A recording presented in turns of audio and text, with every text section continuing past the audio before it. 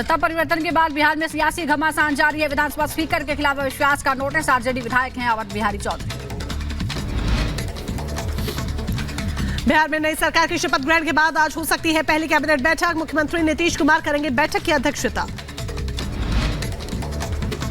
Cabinet की बैठक में दोनों उप मुख्यमंत्री भी मौजूद रहेंगे। नए मंत्रियों के नामों पर किया जा सकता है विचार। बिहार में सत्ता परिवर्तन के बाद बोले डिप्टी सीएम सम्राट चौधरी, कहा राज्य में डबल इंजन की सरकार पूरी ताकत से करेगी काम। नीतीश कुमार के दोबारा एनडीए में शामिल होने पर बोले डीएम के नेता आरएस भारती, कहा क्या गारंटी है कि नीतीश चुनाव तक एनडीए गठबंधन का हिस्सा बने रहेंगे। नीतीश कुमार पर भड़के कांग्रेस के पूर्व अध्यक्ष अजय कुमार लल्लू, कहा नीतीश कुमार ने साबित कर दिया है कि वो पलटू ही है। कांग्रेस नेता प्रमोद कृष्णम ने उठाए एनडीए गठबंधन पर सवाल, कहा कैप्टन ही छोड़ गया। बिहार में नई सरकार की शपथ ग्रहण पर शरद पवार का बयान, कहा जनता अब सोच समझकर करेगी मतदान। सीएए पर केंद्रीय मंत्री शांतनु ठाकुर का बड़ा बयान, कहा 7 दिन के अंदर देश में लागू हो जाएगा सीएए। राजस्थान के सीएम भजनलाल शर्मा ने गृह मंत्री अमित शाह से मुलाकात की, कहा आपके मार्गदर्शन में उन्नति के सपनों को साकार करेगा राजस्थान। असम के डिब्रूगढ़ में 8वें अंतर्राष्ट्रीय सम्मेलन का आयोजन हो रहा है। कार्यक्रम में आरएसएस प्रमुख मोहन भागवत ने शिरकत की। प्रोग्राम में आए लोगों को संबोधित किया। राम मंदिर में भक्तों के दर्शन का सिलसिला जारी। भारी संख्या में पूजा के लिए हर रोज पहुंच रहे हैं लोग, ले रहे प्रभु श्री राम का आशीर्वाद। रामलला की मूर्ति बनाने वाले शिल्पकार अरुण योगीराज ने पूर्व राष्ट्रपति रामनाथ कोविंद से मुलाकात की। सोशल मीडिया पर तस्वीरें पोस्ट की। यूपी के अंबेडकर नगर में अतिक्रमण के खिलाफ कार्रवाई पर सवाल, प्रशासन पर पक्षपात करने का आरोप। बलिया में शराबी एसडीओ का डांस सोशल मीडिया पर वायरल हो गया है। सरकारी कार्यालय के बाहर का वीडियो है, लोगों ने जताई नाराजगी। उत्तर प्रदेश के फिरोजाबाद में कलयुगी बेटे की खौफनाक करतूत, लाठी डंडों से पीट कर मां को उतारा मौत के घाट। यूपी के महोबा में बदमाशों की गोली से घायल व्यापारी की मौत हो गई। लूट का विरोध करने पर बदमाशों ने मारी थी गोली।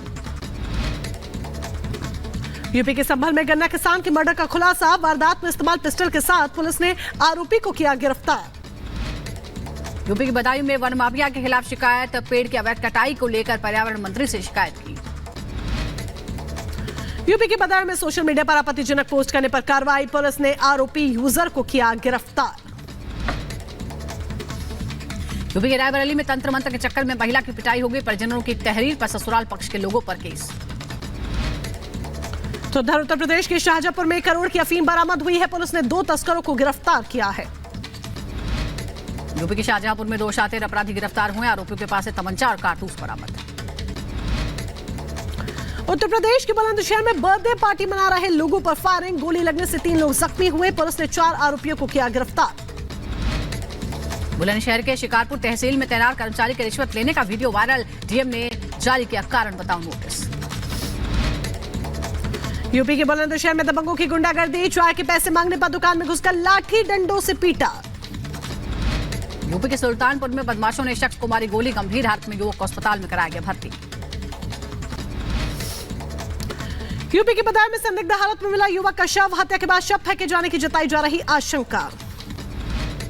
यूपी के मुजफ्फरनगर में शख्स ने आत्महत्या की, धारदार हथियार से अपने ही सीने पर कई वार किए।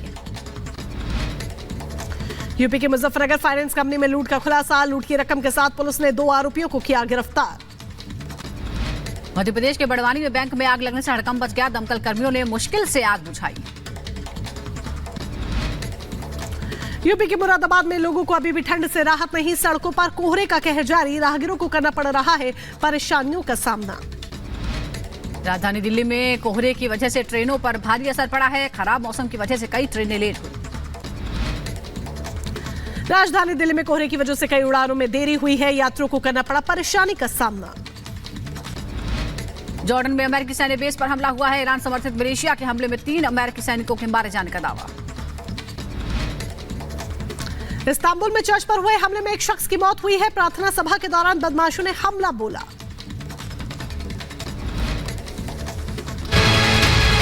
मैं नीतीश कुमार प्रतिज्ञान करता हूँ, मैं सम्राट चौधरी, मैं विजय कुमार सिन्हा, मैं विजय कुमार चौधरी यहाँ थे वही फिर आ गए और अब इधर उधर जाने का सवाल नहीं।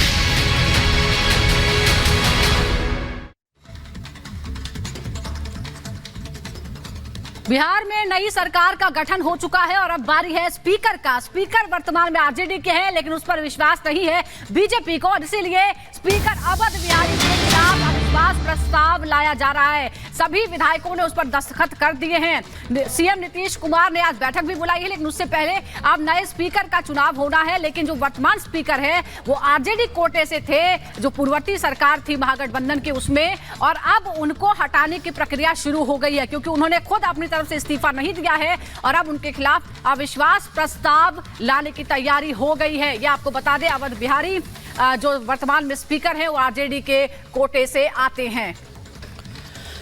तो अवध बिहारी हैं, स्पीकर हैं, उनके खिलाफ अविश्वास प्रस्ताव यहां पर आया है और वर्तमान स्पीकर पर विश्वास नहीं है, ये बीजेपी का कहना है। और अधिक जानकारी के लिए हमारे साथ अनामिका सिंह काली जुड़ चुकी हैं ग्राउंड जीरो से, जो लगातार बिहार की सियासत पर एक एक अपडेट हम तक पहुंचा रही हैं। अनामिका, जिस तरीके से ये अविश्वास प्रस्ताव लाया गया है, बीजेपी को क्या स्पीकर पर भरोसा नहीं?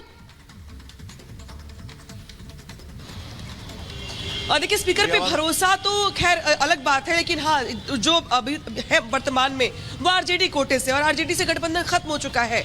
दूसरी बड़ी बात यहाँ पर यह भी कि जब पार्टी फ्लोर टेस्ट के लिए जाएगी तो उन्हें अपना विधानसभा अध्यक्ष वहां पे चाहिए होगा, स्पीकर अपना चाहिए होगा। ऐसे में अवध बिहारी अगर इस्तीफा नहीं देते हैं खुद से, तो इस्तीफा न देने की स्थिति में जो अविश्वास प्रस्ताव है वो यहाँ पर तैयारी की जा रही है उसको लेकर के कि अविश्वास प्रस्ताव यहाँ पर लाया जाए, ताकि जिसमें एनडीए के जो विधायक हैं वो ये हस्ताक्षर करके देंगे कि हमें जो विधानसभा स्पीकर है उन पर विश्वास नहीं है, और वैसे भी वो आरजेडी के हैं। आरजेडी अब सत्ता में नहीं है, सत्ता का हिस्सा नहीं है, लिहाजा उनके कोटे से स्पीकर बनने का, बनाए रखने का कोई औचित्य नहीं बनता। ऐसे में अब पार्टी की ओर से, यानी कि एनडीए और जेडीयू की ओर से अगर बात की जाए, तो अब विधायकों से जो हस्ताक्षर करवाया जा रहा है, इसके बाद प्रक्रिया भी दरअसल यही होती है। पार्टी को एक तरफ ये भी लग रहा है कि कहीं जो अवध बिहारी हो बाद में फ्लोर टेस्ट के मौके पर मुसीबत ना खड़ी कर दे, तो दूसरा पॉइंट यहाँ पर ये भी है, लिहाजा इसके पहले कि अवध बिहारी इस्तीफा दे या कोई प्रॉब्लम क्रिएट करे या इस पर सियासत हो, उसके पहले एनडीए की ओर से तैयारी कर ली गई है कि अविश्वास प्रस्ताव ला करके स्पीकर को उनके पद से हटा दिया जाए, ताकि विधायक ये संदेश दे सके कि जो स्पीकर है विधानसभा के उन पर विश्वास नहीं रह गया है, अविश्वास में आ गए हैं। अब उनके पास विधायकों का समर्थन नहीं है, विश्वास नहीं है, लिहाजा वो पद में रहने का अधिकार नहीं रखते हैं। तो ये तैयारी की जा रही थी नीतीश कुमार की ओर से। हालांकि नीतीश कुमार आज मंत्रिमंडल की बैठक भी करने वाले हैं। बिल्कुल बिल्कुल, स्पीकर की भूमिका बहुत अहम हो जाती है, खासतौर पर ऐसे मौके पर, और इसीलिए कोई रिस्क लेने की नहीं रिस्क लेना चाहता। आप बने रहिए हमारे साथ। इस बीच एक और बड़ी खबर बता दें, 11 बजे आज नीतीश कैबिनेट की बैठक होगी। नई सरकार की पहली होने वाली है और इसमें जो और मंत्री पद हैं उनको लेकर चर्चा संभव है। ये आपको बता दें, कल 6 मंत्रियों ने शपथ ली थी और 2 डिप्टी सीएम बनाए गए थे, और आज पहली बैठक कैबिनेट की होने वाली है। इसमें कई महत्वपूर्ण फैसलों पर नजर रहेगी, लेकिन सबसे पहला ये तय होगा कि और कितने मंत्री बनाए जाएंगे, कौन किस कोटे से होगा, कौन से मंत्रालय होंगे, इसको लेकर भी चर्चा हो सकती है। वैभव भी हमारे सहयोगी जुड़ गए हमारे साथ पटना से। वैभव, पहली बैठक है ये एनडीए सरकार की, क्या महत्वपूर्ण बातें हो सकती है? सबसे महत्वपूर्ण ये भी है कि डिपार्टमेंट कौन सा होगा। गृह मंत्रालय पर नजर है, क्योंकि अभी तक नीतीश ने गृह मंत्रालय हमेशा